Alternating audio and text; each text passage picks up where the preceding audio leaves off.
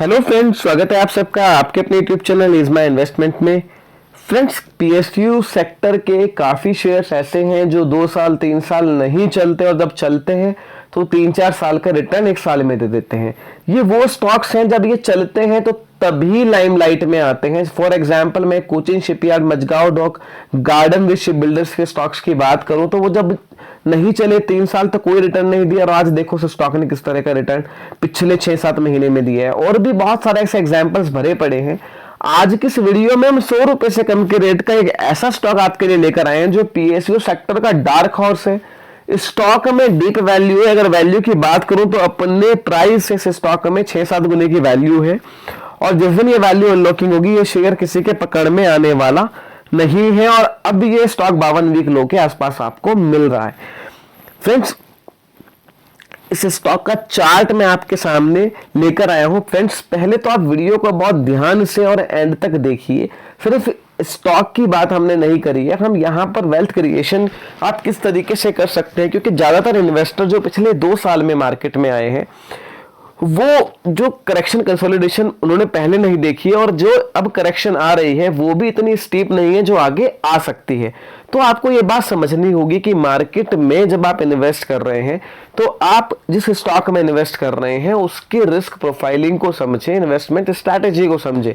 Long term में भी अगर आपने कोई शेयर जो है टॉप पर ले लिया है, जब कोई स्टॉक टॉप पर था पिछले 12 महीने पहले, और उसको आप 3 साल होल्ड करके वहीं पर बेच दोगे तो आपका टेक्निकली कोई पैसा नहीं बना है। आपको समझना होगा कि आपको सिस्टमैटिकली इन्वेस्ट करना है। अगर आप लॉन्ग टर्म इन्वेस्टर हैं, एवरेजिंग करनी है और स्टॉक के रिस्क को समझना है तो रिसर्च को समझना बहुत जरूरी है। जब आपको रीजन नहीं पता होगा आपने शेयर क्यों खरीदा है तो फ्रेंड्स होगा ये कि आपने वो स्टॉक 100 रुपए में लिया, 60 रुपए गया, आप वेट करा, थोड़ा एवरेजिंग करा, वो 100-110 आया, बेच के निकल गए, स्टॉक 500-400 रुपए हो गया।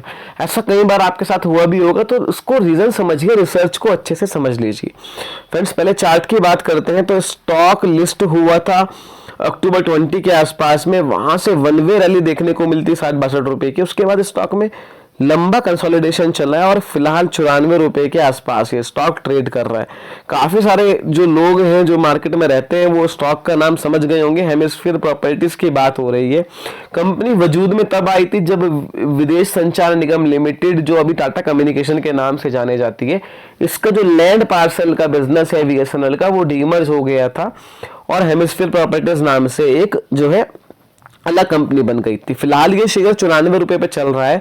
62-64 रुपए के आसपास की लिस्ट हुआ था, कुछ टाइम वहां पे ट्रेड हुआ होगा, उसके बाद वन वे रैली से स्टॉक में देखने को मिली थी और ये ऊपर में लगभग 200 रुपए के आसपास तक स्टॉक गया है। फ्रेंड्स, 2020 से लेके और आगे अब तक तो उसका जो लैंड पार्सल है उसकी वैल्यू भी बहुत ज्यादा बढ़ चुकी होगी। क्यों ये स्टॉक बहुत स्पेशल है मैं आपको बताता हूँ। 2700 करोड़ रुपए इसकी जो है अभी मार्केट कैपिटल है। इसके पास ग्रेटर कैलाश में 70 एकड़, छतरपुर में 58 एकड़, ये इनका दिल्ली का लैंड बैंक है।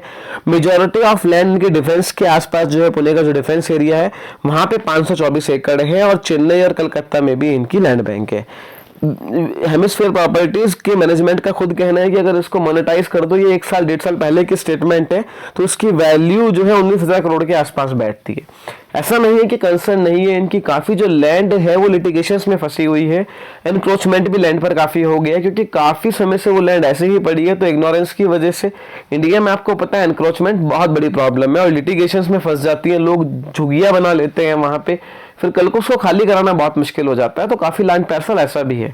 पुणे के लैंड पार्सल में डेवलप करने के लिए इनको डिफेंस की परमिशन की जरूरत भी पड़ सकती है क्योंकि वो एरिया उसके पास पड़ता है।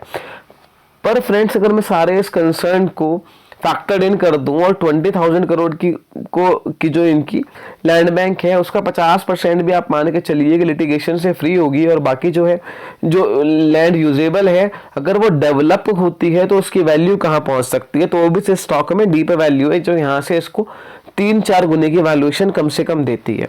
फ्रेंड्स, आपको पहले एक बात समझनी होगी, ना कि इस कंपनी की कोई इनकम है, ना ही ये कोई डिविडेंड देती है। ये प्योरली एसेट्स के बेस पर स्टॉक ट्रेड कर रहा है। तो इसकी वैल्यू अनलॉक तभी होगी जब उस लैंड को गवर्नमेंट मोनेटाइज करेगी। अब मोनेटाइज कैसे करेगी? या तो उस लैंड पार्सल को गवर्नमेंट जो है रियल एस्टेट डेवलपर्स को सेल करे या एनबीसीसी के साथ मिलकर खुद इसको डेवलप करे, जिसकी बात काफी टाइम से चल रही है कि सरकार उस लैंड बैंक को डेवलप कर सकती है। अगर डेवलप करेगी तो उसकी कीमत दुगनी तिगनी चौगनी हो जानी है। तो ये वैल्यू अनलॉकिंग हो सकता है 6 महीने में हो जाए, साल में हो जाए, 2 साल में हो जाए, 3 साल में हो। तो ये एक ऐसा शेयर है जो आप खरीदिए। अभी पीछे 150 रुपए चला करता था, तब भी बहुत अट्रैक्टिव लगता था। अब उस टाइम पे न्यूज फ्लो आ रहा था कि सरकार जो है इसी बजट में जो गया है कोई बड़ा अनाउंसमेंट कर सकती है, अनाउंसमेंट नहीं आया, स्टॉक ठंडा पड़ गया। अब इसको कोई पूछ नहीं रहा है। दोबारा जब ये बातें आएंगी, मोनेटाइजेशन की बात होगी एमएसफेयर प्रॉपर्टीज के लैंड बैंक की, तो स्टॉक दोबारा से गोली हो जाएगा। तो आप उस मोमेंट का वेट ना करें, अगर पैसा है तो पाक करके छोड़ दीजिए, क्योंकि स्टॉक ऑलरेडी काफी करेक्टेड है। और जब यहां पर ये न्यूज फ्लो बनेंगी, मोनेटाइजेशन की बात आएगी, तब इस स्टॉक में बड़ी तेजी देखने को मिलेगी। तो पहले मैं इसलिए कह रहा था कि आप समझ लीजिए कि स्टॉक में वैल्यू क्या है और कब वो वैल्यू अनलॉक हो सकती है, क्योंकि ये कोई जो है एफएमसीजी या कोई प्रोडक्ट बनाने वाली कंपनी नहीं है। यहाँ पर लैंड पार्सल इनके पास है जिसमें एक डीप वैल्यू है और वो अगर को डेवलप होती है तो स्टॉक में बड़ी वैल्यू अनलॉकिंग हो सकती है। तो फ्रेंड्स, ना स्टॉक में ज्यादा ट्रेडिंग होती है, ना ही ये कोई ट्रेडर्स फेवरेट स्टॉक है। ये एक इस तरह की कंपनी जहां पर बड़ी वैल्यू होती है, उनको आप मॉनिटर करके वॉच लिस्ट पे डालिए। जब वो रिडार से बाहर निकल जाए सारे इन्वेस्टर्स के, तो काफी डिस्काउंट पर आपको मिल जाती है और ऐसे में आप खरीद के छोड़ दीजिए। तो जब भी जो है यहाँ पर लैंड मोनेटाइजेशन के को लेके दोबारा से बातें शुरू होंगी, न्यूज फ्लो आएगा या उसको लेके बड़े प्लान्स आते हैं, क्योंकि गवर्नमेंट का कैपेक्स के प्लान्स बड़े हैं, गवर्नमेंट को पैसा चाहिए और गवर्नमेंट लगातार जो है फंड रेजिंग का प्लान देख रही है। हाउसिंग के ऊपर, इंफ्रा के ऊपर काफी फोकस गवर्नमेंट का है।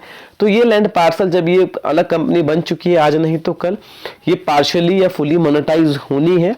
कब होगी मैं नहीं आपको बता सकता हूँ, पर होने को 6 महीने हो जाए और होने को 3 साल लग जाए, बट इस स्टॉक में डीप वैल्यू है। अगर आप रख के छोड़ते हो तो आज नहीं तो कल आपका पैसा बनने के चांसेस बहुत फेयरली जो इस स्टॉक के अंदर हैं। फ्रेंड्स, कोई क्वेरी आपकी हो तो आप मुझे कमेंट सेक्शन में बताइए। वीडियो अगर आपको यूजफुल लगी है, आपको लगता है कि कुछ नॉलेज जो है वीडियो से आपको मिली है, तो वीडियो को लाइक और शेयर जरूर कीजिए और ऐसी वीडियोस देखने के लिए हमारे चैनल इज माय इन्वेस्टमेंट को जरूर सब्सक्राइब करिए। Thank you.